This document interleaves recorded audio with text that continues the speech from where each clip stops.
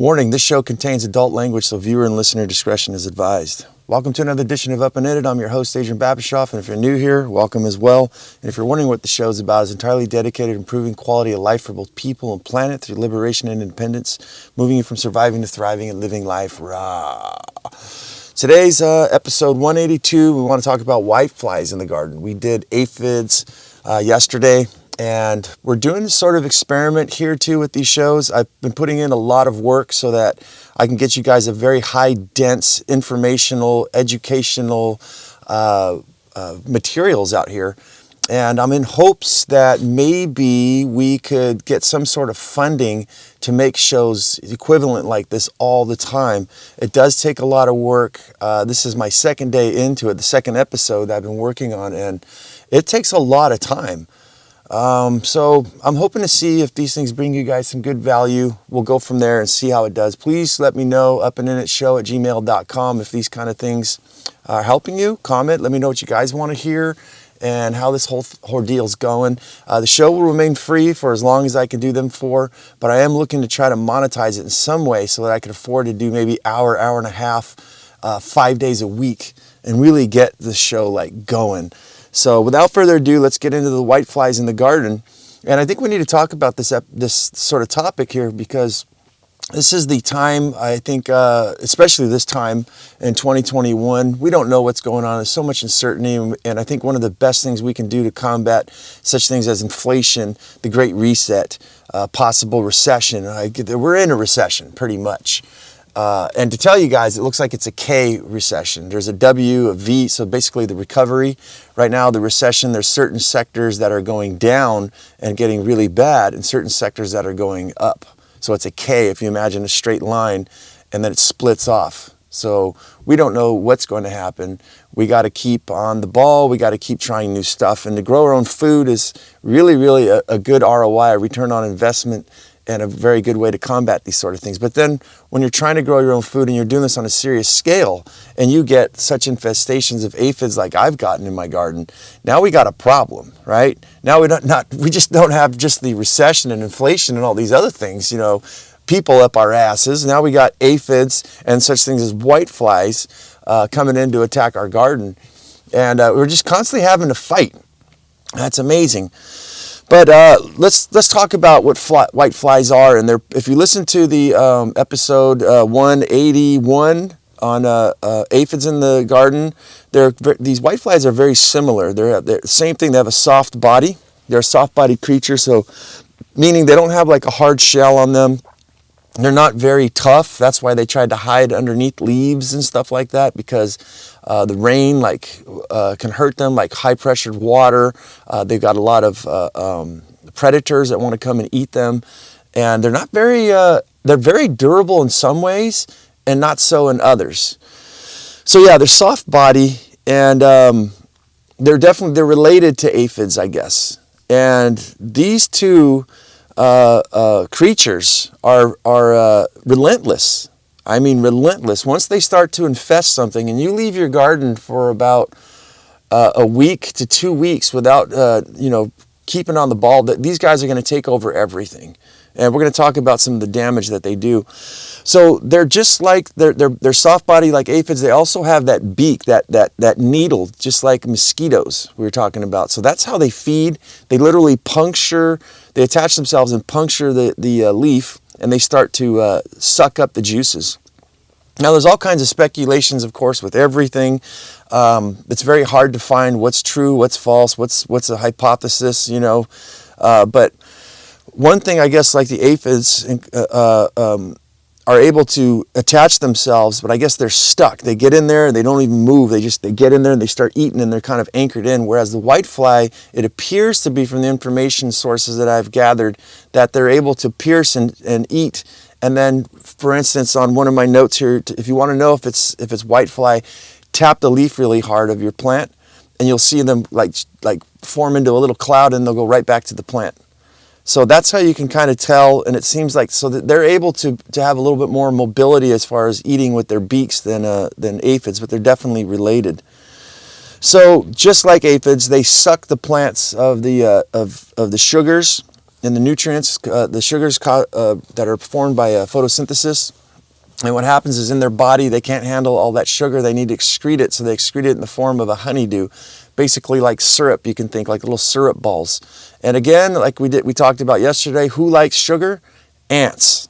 So the ants will actually come and they'll eat those sugar balls and they'll take them back to their colonies. And I don't believe that the ants are able to move the whiteflies like they are aphids. If you didn't catch that show, ants will actually dislodge aphids and move them to higher areas, like in the plants, and like they'll literally, you're farming the ground, right? And the ants are coming in and farming the aphids on top of your farm. So they're like moving them around strategically and literally, like an animal farm. The ants are manipulating these aphids and protecting them. And that's the same thing they do with the whitefly. There's certain predators we're going to talk about, and the ants will actually fend these whiteflies off so that they can keep their food source. And these ants, you know, the insect world is fascinating. I mean, once you start getting into it, it's like an alien world. But we need to eat, and we need to take care of these situations. And I think there's an equal balance where we can try to give some to nature, but these guys will just come in and desecrate everything. I mean, they'll leave you with nothing.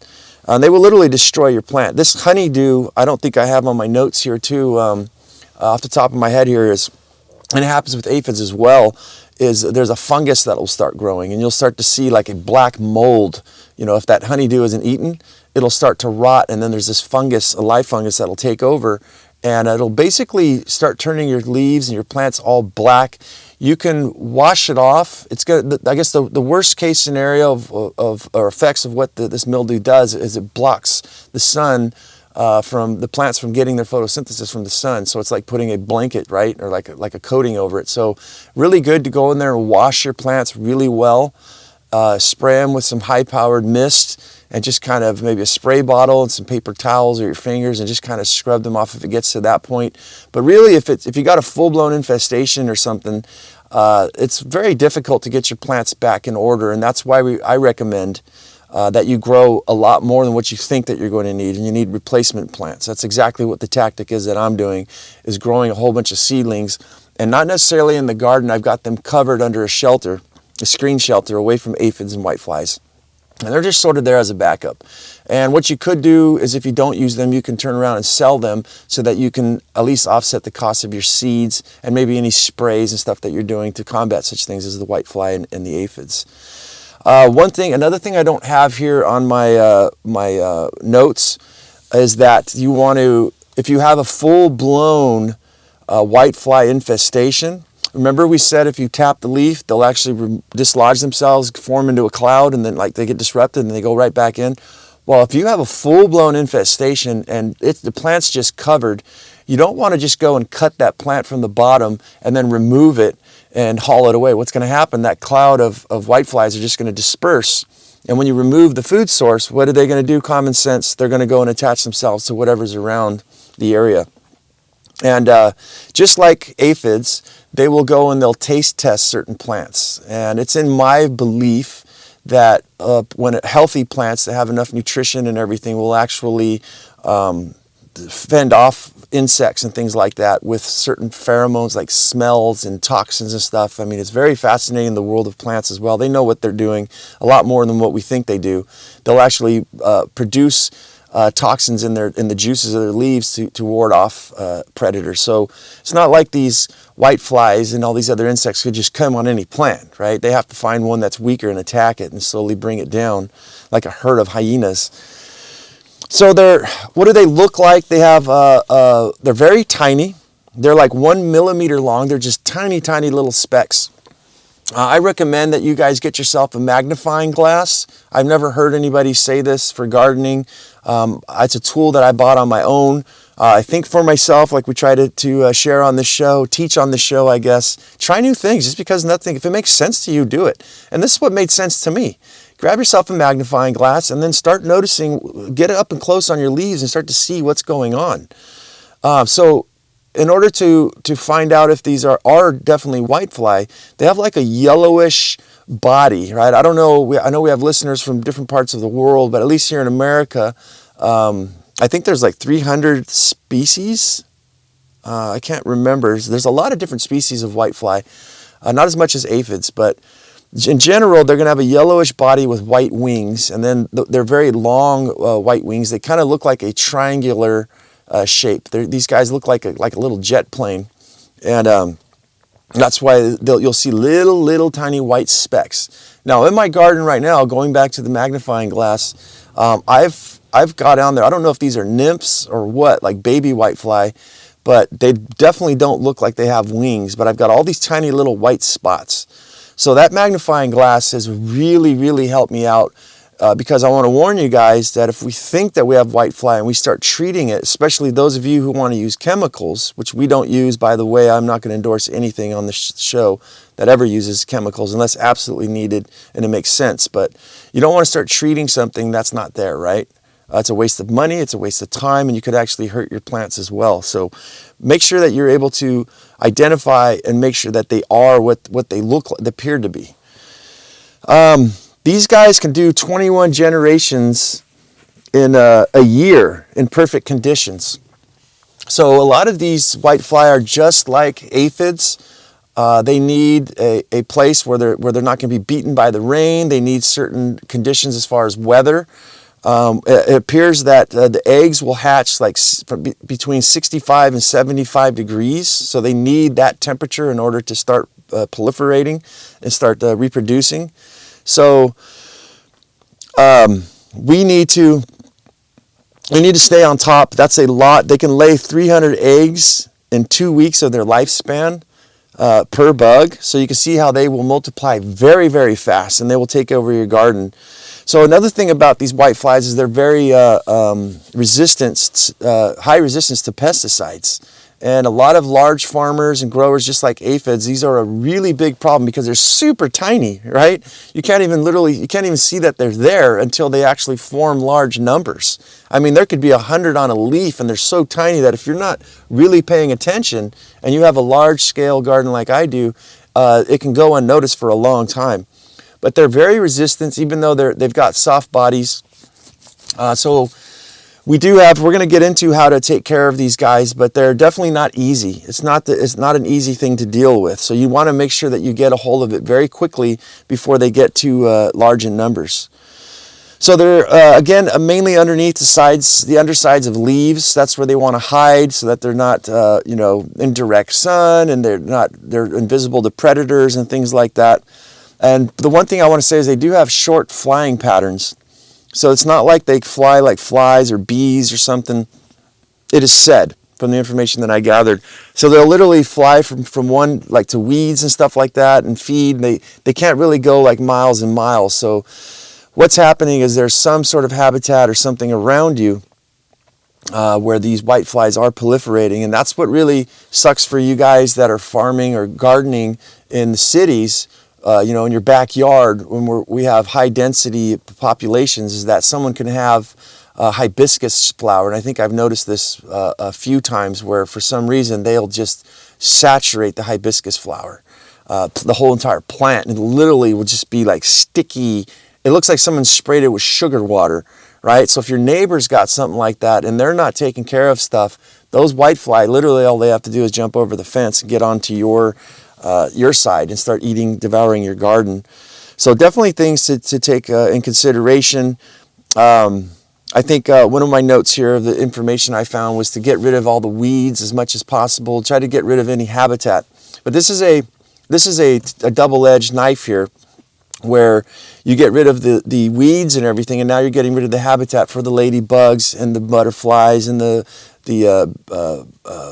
praying mantises and things like that. So you hear all this mixed stuff and you kind of don't know what to do, right? You're like, I want to farm with nature and I want to do this thing, but we got to have some sort of balance. So if somebody just found out about whitefly, they didn't have aphids, they'd go in there and they'd mow down all their grass and all their weeds and everything, get rid of everything. And then next thing you know, they'd get aphids, and they'd find out, well, what eats aphids? Well, we just got rid of all the weeds and everything. So it's a catch-22 here. And there's a lot of different implementations. I think we need to gather all the information and put it in a large scale and just kind of sit back and look at it and try to piece everything together to find out what makes sense. And that's what we're going to do here today. All right, guys. Well, normally that's the show. Normally, this is an experiment, but if you guys want to have the personal information, this is the area where I would send you guys over to, figuratively speaking, towards a website, maybe upandinit.com, where you guys would go hear the bonus materials, and we'd get really deep on this because our 15 minutes is up. So this is where I'd say farewell. Thank you for listening and comment and all that stuff. But we're going to keep going. And I kind of want to just get a feel out there, get used to me doing this sort of thing. And then you guys as well to find out what you guys like and don't like. And this would be a good time to put in our sponsors. We don't have any sponsors. Snoopy Band-Aids, Neosporin, Keystone Light Beer, and Cabernet wine. And bologna sandwiches and long walks on the beach. All right, enough being all right, let's get into this. So let's see, we got they feed and lay eggs at the same fucking time. These lazy bastards have got their straws and they're just giving birth to babies, right? They're laying eggs. They don't give birth to babies, it seems. I think they just lay eggs, and they lay eggs in a circular pattern, which is really weird. So you'll see like a little circle, and they're probably super, super tiny. I've never observed one with my magnifying glass, but the audacity of these creatures to sit there and eat my garden and poop out eggs all day at the same time. They don't even have the decency to stop eating, right? These things, that's what they're saying. They're saying, fuck you. Grow some more food for me. I want to keep eating. If you can give me a massage, a pedicure and everything while I'm busy laying eggs here. Excuse me, I got a job to do, Go fertilize your plants so I can send my babies over there. The nerve. Also, it's very interesting with these creatures is that if they don't mate, all their eggs will be males. I thought that was really weird. I never knew that before. I did some extra research, again, for the show. So they have to mate. I guess they're so busy eating and laying eggs that they don't have time to mate. So, yeah, that's really weird. I guess they need to keep reproducing. So there's at some point, never got that information of when they do breed. But they do have a short life cycle, it seems, from what they say, is 2 weeks. So I imagine they're eating for a week and then fucking for a week. And then maybe the last couple days laying eggs. So yellow leaves is how you can actually tell when you have a crazy infestation. I think more you can see a shiny, like I said, it looks like someone sprayed sugar on your leaves. That's how you can get a really good sign. But yellow leaves, I guess, is another symptom because they'll be underneath, so the top of your leaves will start to turn yellow. This could be iron deficiencies and other things in your plants, but you definitely want to flip those leaves over and really take a good look. And again, make sure that you get really close because these whiteflies are very, very tiny. So they carry viruses. I guess all insects carry viruses. And let's stop here because in my opinion, as I said before, if the plants are healthy and they have a strong immune system, they will be resistant. And I think that's the problem that we have is that a lot of these plants aren't bred for things like this, like being infested by, being attacked by predators like such as aphids and whiteflies, and then all of the diseases that they carry on themselves, right? So I guess it's like a syringe. When these insects come, they're carrying, from one plant to the other, just like this whole kind of coronavirus thing. They're carrying pathogens and stuff on their beaks and on their feet, and then they go and land on a plant, and then they disperse it that way. But there's a few. There's one in particularly a virus that is specifically brought by whiteflies and whiteflies only, and that's called the tomato yellow leaf curl virus. And I guess that's on their own. While the whitefly are attacking your plant, this is where you'll actually get a disease. Maybe you'll kill off the whitefly, but the disease will be there, and you'll need to kill your tomato plant. You'll have to get rid of it because it's infected now. It's sick, and there's nothing really I believe for now, to my knowledge, that you can do. So you can see how these guys are just really problematic as far as us growing our own food production and trying to make a living here. So what nurseries do, I think you guys want to look into, is called neonicotinoid.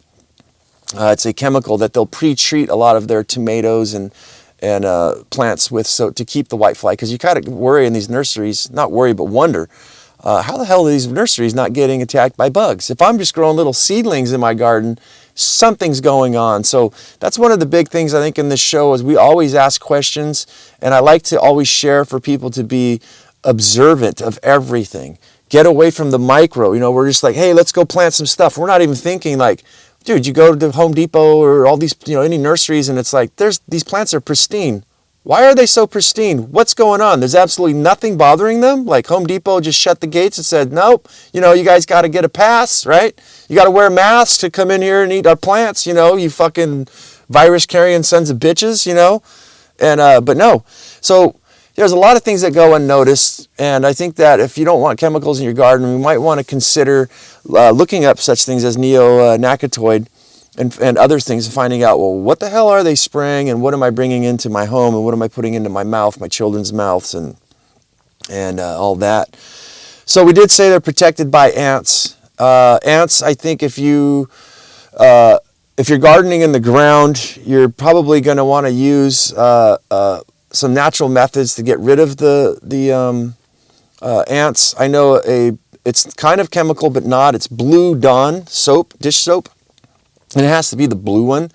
The ants don't really like it, so if it's a tip kind of off subject here, but in your house, if you've got like them coming through a hole, like a windowsill or something like that, if you just spray some Blue Dawn with some water, highly concentrated, it'll actually kill the ants, I've noticed, but it'll also deter them. They don't like the smell.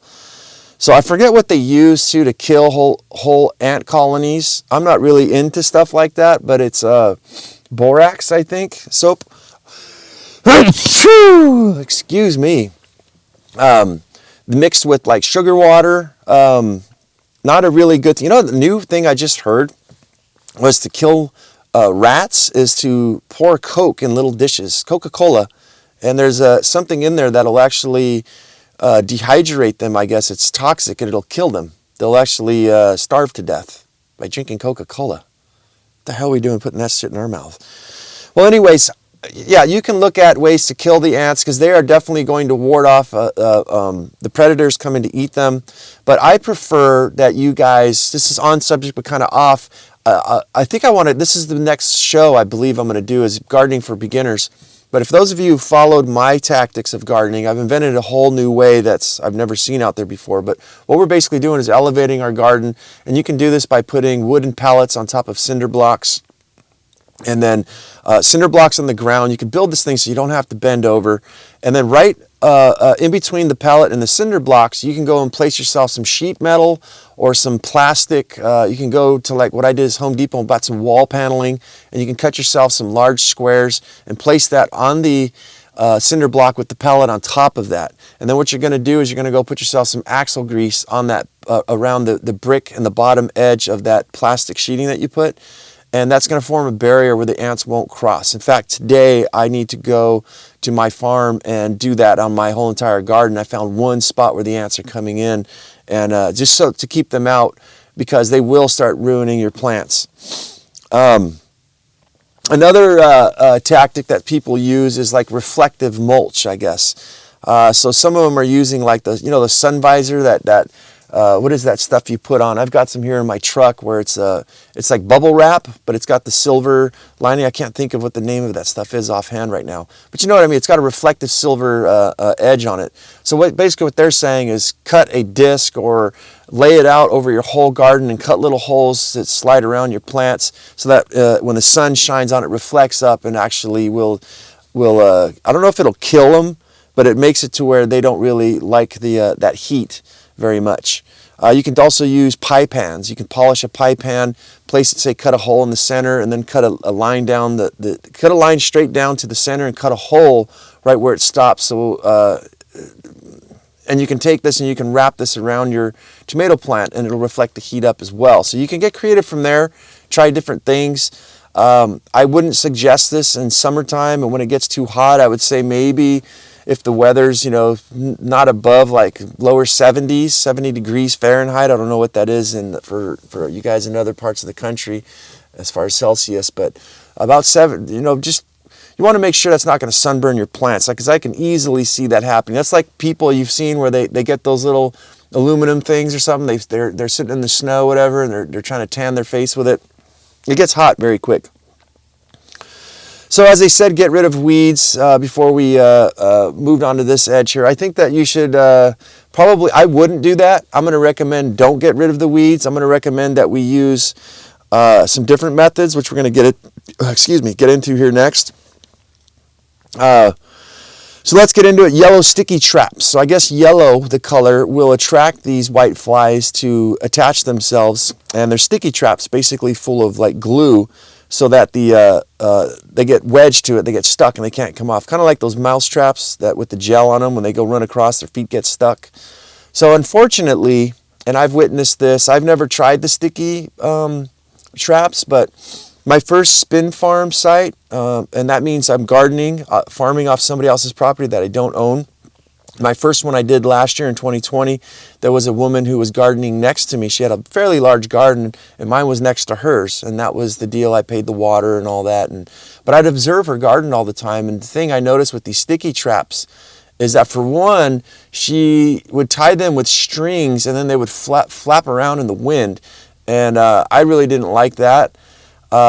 Because they would flap and they'd stick to like a post or something, so it didn't seem like it was very productive. But also I found bees and stuff like that stuck to them, and so you're gonna with the sticky traps, you're gonna collect again. You're eliminating your predators that'll prey on the white flies and aphids and stuff like that. So I kind of don't like that, and it just seems like so much work. But if you are gonna go that route, what I would recommend is that you get it as close to the plant as possible. Remember we were talking about the white flies have a short flying pattern? Well, you want to get it close to the plant as possible so they don't have a long ways to go. And I would actually recommend, if it's like, say, a tomato or something like that, that you can actually connect this thing to the plant. And I think that would be even better. You'd want to secure it on the top and the bottom. Maybe laminate it on something a little more stiffer. I don't know how you would do that. Probably on all four corners, use some like twine or something so that it doesn't start spinning around in a circle like a windmill, and then stick to your plant.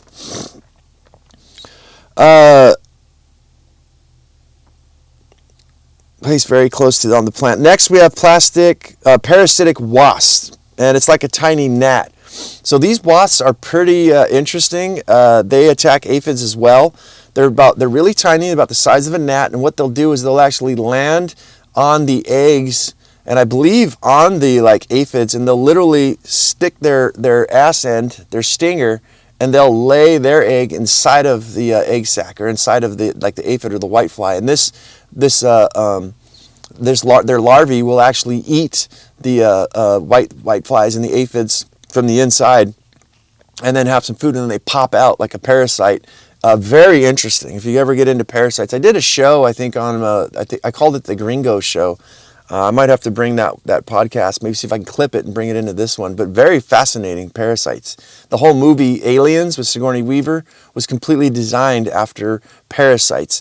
I looked into it for intestinal parasites to make sure, to find out if I have them or what you can do about them. But that's when I learned just crazy shit. I mean, it's horrific. Parasites, and parasites have been here. They've got them dating, I think, before human beings. They think that maybe parasites came in on asteroids and shit like that, along with mushrooms.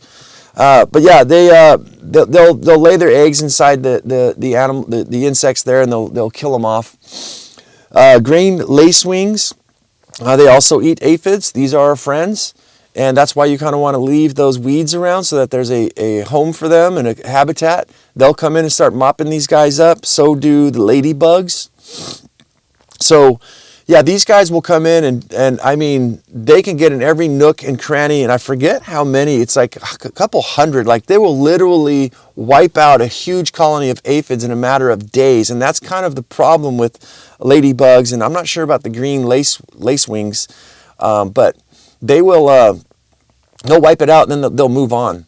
I know that we talked about yesterday, ladybugs want to eat pollen. They eat insects, sugary insects, it appears, and pollen and stuff like that. So you'll kind of want to make a habitat and keep them around. Ladybugs, you guys know what ladybugs look like. They're black heads with like little white speckles, depending on what part of the world you're in. Some have yellow wings, some have red wings, a big red button or yellow button, and they got white or they got black spots on them. So many different varieties of them. Make sure that you understand those are very beneficial. Never kill the ladybugs. They will not bite you too. I know that we're moving away from nature so fast that people freak out.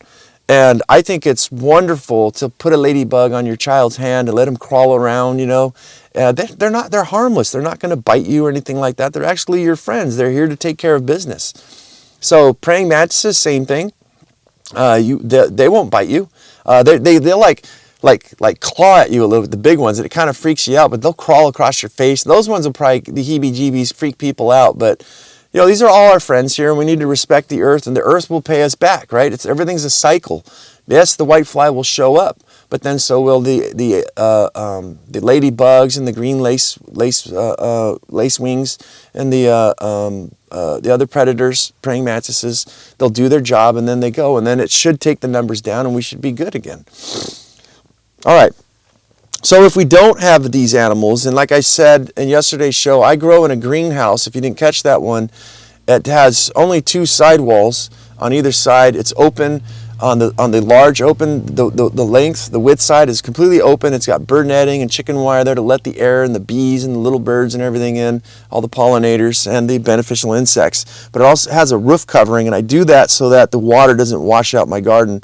And I'm into container gardening is what I do, and I recommend that for everybody because it's a little more versatile. If you have a sick plant, you can move stuff away, as we said. I'm not sure if I put on there, to cover your plant with a trash bag. Now that I go here, if I missed that point, please let me know. Comment. I'm an idiot. If you're going to cut a plant that's infested with whitefly, you want to cover it with a plastic bag, tie it on a knot on the bottom. I don't think I said this.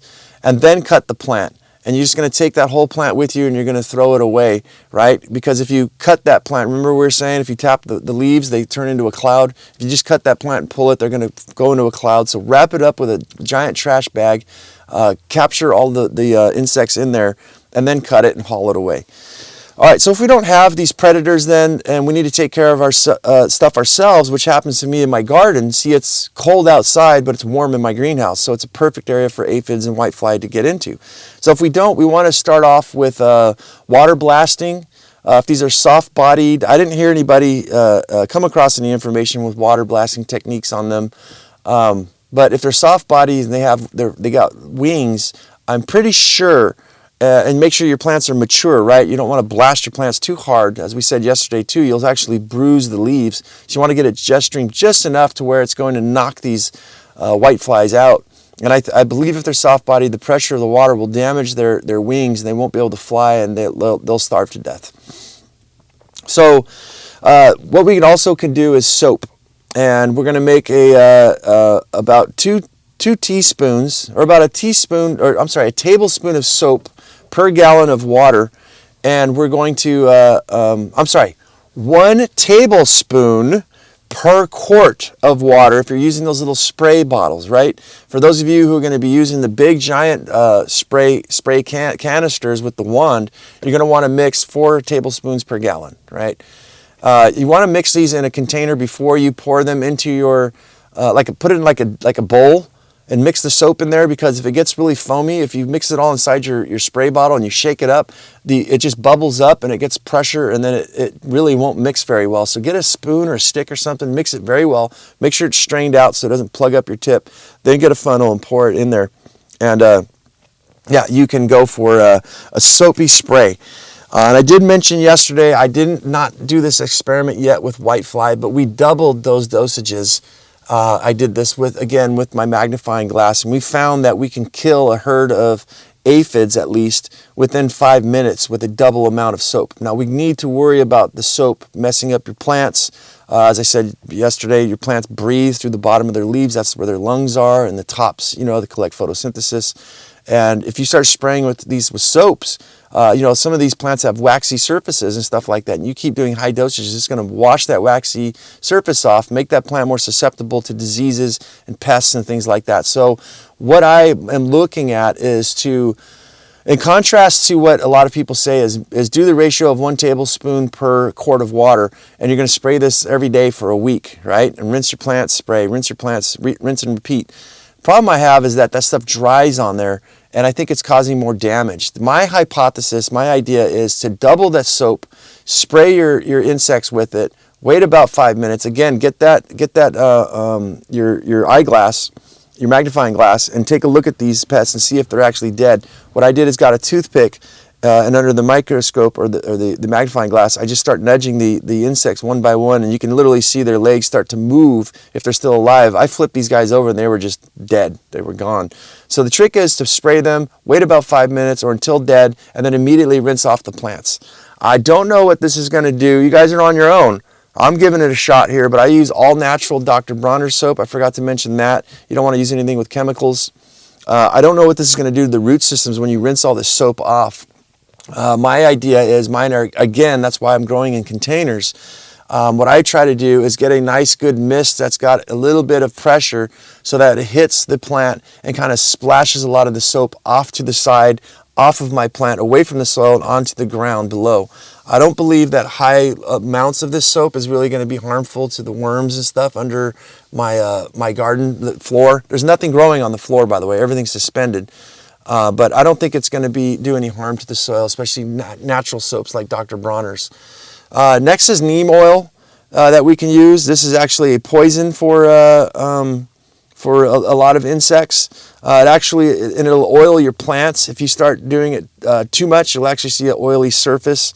I think if you get that oily surface, one of the things you can try to balance it out if you overdid it is some soapy water. Spray some soapy water, let it sit there for about 10 minutes or so, and then rinse that off, and hopefully that'll get rid of some of the neem oil if it's really stuck to your plants. But neem oil, you want to go 1 to 2 tablespoons per gallon. So that's a half a tablespoon per quart if you're doing small scale gardening. You don't want to do too much of it. Neem oil, it comes from a neem tree. You want to get cold pressed neem oil as well. And it's cold pressed from the neem seeds. And they extract, this gives you the chemical, which I've got, I think it's azadirachtin. Azadirachtin, yeah. Azadirachtin is what's missing when they process, meaning when they cook neem oil, this is the kind of stuff that will evaporate from the source there. So you want to get cold pressed oils. You want to do this with essential oils, cooking oils as much as possible. Oil changes its form once it's cooked down. So yeah, make sure you get neem oil and you get it cold pressed. And it's non-toxic. There's people actually in India, I heard, were eating it to fight off the coronavirus and stuff. It helps boost your immune system. So don't take my word for it. Research it first, though. But I believe it's edible for human beings. So it's used as medicinal. There's also a fungal spray to move forward here on whitefly. And I guess it's a fungus that you spray on them. And this is all natural. And it'll actually start eating, the fungus will start eating infect the whitefly and start eating them and killing them without harming your plants. I don't know what this fungus will do to bees or ladybugs or everything else. I haven't done my research a lot on it, but there is fungal sprays out there. And I would say all the stuff I'm giving you here, like let's go on the next one too. It's horticultural oil. It works as control and repellent by suffocating bugs, so it basically coats them, and they can't really they can't breathe. A lot of them breathe out of their shells, and they just suffocate to death. Right? It's non-toxic. It's just it's like an oil. Again, you're coating your plants with oil, and I don't think that's very healthy. So my best bet for you guys, I would say, is to really to tidy this up. The show, get in there early. And keep an eye on your garden. If a lot of us are if a recession comes, there's a great reset and we're all sitting home, why sit there and start worrying about stuff? And, I'm not saying it's going to be easy, but get out there and start growing your food. But I think that you'll have a lot of time, even if you are working, once every 2-3 days, go out in your garden and take a look. And if you keep on the ball with that, I think we can get by with just spraying these guys with water and using this soapy water method to keep them under control. And, I don't think we'll have very many problems. I almost gave up with the aphids. It seemed like they almost desecrated my entire garden. I got to leave this morning right now to go spray them. And I've got it under control. It may take a week to 2 weeks of your day. I'm talking for those who are working and think you're too busy, and this may sound like, oh my God, I don't want to deal with that. It's not really that big of a problem, especially if you have a small garden, which I'd recommend that you do grow something and then start working your way up. But you can literally come home, at the end of the day of work or early in the morning before you go to work, spray your plants, wait 5 minutes, just get a water hose with a light mister and just mist it all off, and do this for about a week straight.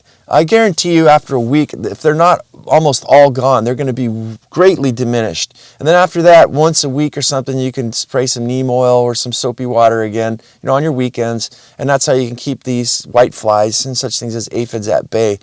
So I hope this was informative for you guys. I hope this really helps you guys out.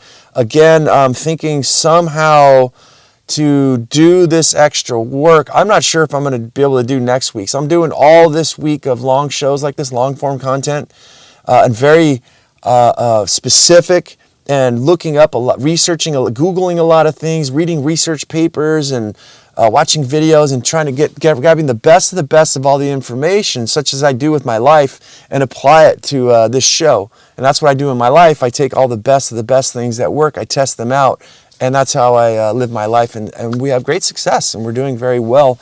But it takes a lot of my time to do the show, and I'm hoping to do long form content. It would really be my dream to be able to do this for a living, hopefully. I don't know if I suck or what, but let me know if I suck. I've got to do something. I've got to take care of my special needs child eventually in the future. I own a construction business, so I can't keep doing this construction full blown. I'll have her for the rest of my life. So I got to think of something. And I'm hoping that this podcast maybe will be one of those things, or if not, just a small part. So again, upandintheshow@gmail.com. Let me know how I'm doing for you guys. Let me know what you guys want to hear. If you guys like this sort of thing, it's Up and In It on TikTok, Instagram, YouTube, Facebook, and also Apple, iTunes, Spotify, and all those places that allow me to place this content. And go out there and have yourself a near-life experience. Don't lose your muchness. Carry on the fire. Human up. Live it, love it, own it, and bone it, my friends.